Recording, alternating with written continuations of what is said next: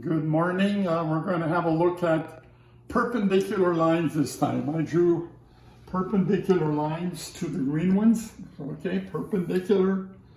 Okay, why did I do that? Well, I want to talk about the slope of these lines. So let me start here and go over to here. It's a rise of 2 and a run of 3. A rise of 2 and the run is going to the left, if you notice. Okay, so if I go down here also, I can go up 2 and I'm going to the left 3, so I'm going in negative direction.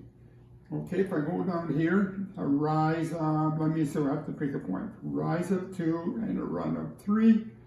And notice when I go to the left, it's negative. So that makes the slopes this time will be negative. So it's a rise of 2 and a run of 3, but it's going in the left direction. So once again, a rise of 2, a run of 3, a rise of 2, going to the left 3. So this slope compared to this slope, if I multiply them, I get negative 1. And when I get negative 1, okay, we say therefore the lines are perpendicular when we multiply the two slopes. Okay, let's look at another idea. I'm interested in wherever it crosses the y-axis, these points right here. Okay, all the way down here and down here. I'm interested, those are called B's. We have a new letter for those, and we call those B's, okay? So this is a B right here.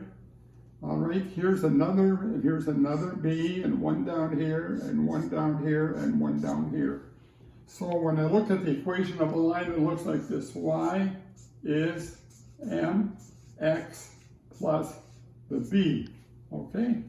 So if I was going to look at this line over here, the slope, we have to look at the slope is rise of 3 and a run of 2. So for this line over here, which is in green, it goes like this. Slope is 3 over 2x, and the B is 1. This one over here, okay, it goes through the origin. Okay, I don't want to mark that one, it's going to be too messy. I'll go to this one over here. Y is a rise of 3 and a run of 2x, but what is the B? Okay, it's minus 12. So if you look at the green lines, the slopes are 3/2. That means they're parallel. They're just meeting the y-axis at different points. Okay. Now let's go to the perpendicular lines. We'll look at this one over here. Okay, notice the B over here is 4, but the rise is 2.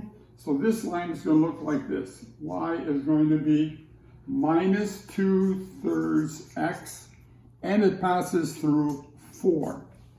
Okay, let's do this one over here.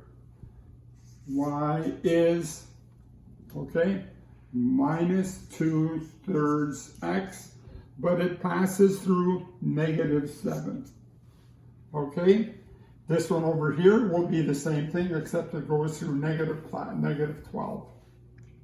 Okay, so we picked up two new ideas. We talked about the B. We talked about the lines that are perpendicular to the green lines. Okay, they meet at right angles, and when that happens, when they're perpendicular, the product of M1 and M2 is always negative 1. When that happens, we know the lines are perpendicular. I hope that wasn't too bad.